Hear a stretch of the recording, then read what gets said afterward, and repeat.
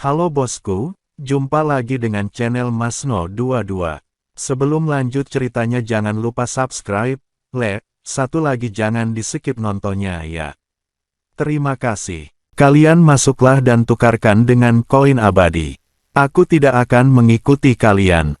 Orang besar itu berkata kepada Chen Ping dan yang lainnya. Chen Ping tidak punya pilihan selain masuk bersama Humazi dan Xiurui. Orang besar itu berjaga di luar, jadi mustahil bagi mereka untuk melarikan diri.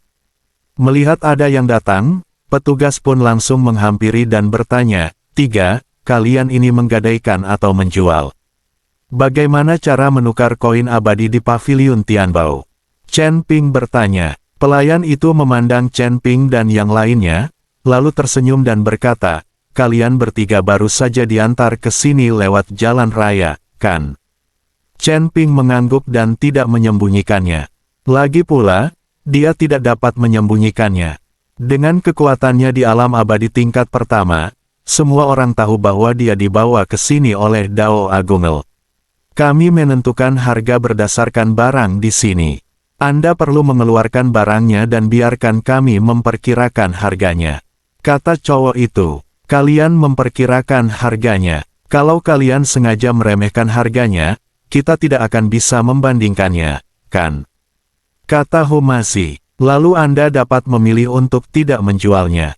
Apakah Anda terpaksa melakukannya?" Setelah berkata demikian, lelaki itu berbalik dan hendak pergi. "Kak, saya tidak punya barang berharga apapun, bisakah kakak membantu saya memperkirakan harganya?" Chen Ping menghentikan pria itu dan harus mengeluarkan beberapa barang yang tidak terpakai dari tas penyimpanannya. Chen Ping mengonsumsi banyak batu peri itu selama latihannya, dan tidak banyak yang tersisa, termasuk beberapa hal lain-lain. "Kalian berdua keluarkan semuanya juga," Chen Ping berkata kepada Humazi dan Xiurui. "Saya selalu berada di dunia sekuler dan saya tidak memiliki apapun yang berharga pada diri saya." Humazi mengeluarkan semua kain yang ada di tubuhnya. Xiurui mencurahkan segalanya sekaligus, tetapi tidak ada yang berharga. Pria itu melihat barang-barang beberapa orang dan tidak bisa menahan diri untuk tidak memutar matanya. "Semua barang milikmu ini nilainya tidak lebih dari 50 sen. Kata cowok itu. 50 sen. Mendengar ini, Chen Ping dan yang lainnya tercengang. Nilai total barang milik ketiga orang itu hanya 50 koin peri, yang jauh dari 1000 koin peri. "Adik kecil, kamu pasti salah. Semua barang milik kita ini adalah harta karun," kata Humazi. "Itu adalah harta karun di dunia bawahmu, tapi itu adalah sampah di dunia bawah kita." Orang itu berkata dengan penuh penghinaan. Kalimat ini sungguh menyedihkan. "Tuan Hu, apa yang harus kami lakukan sekarang? Jika kami membiarkan Anda pamer, di mana kami bisa mendapatkan koin abadi?" Chen Ping berkata tanpa dava. Humazi juga tampak khawatir, lalu berkata, "Chen Ping, kamu masih punya beberapa senjata ajaib, mengapa kamu tidak mencobanya? Mungkin saja itu bernilai." Chen Ping menatap Humazi dengan waspada dan menggelengkan kepalanya, "Jangan pernah berpikir untuk mengambil senjataku. Aku tidak akan menjualnya kepadamu. Sekalipun aku menjualmu, aku takkan menjual senjata-senjata ini."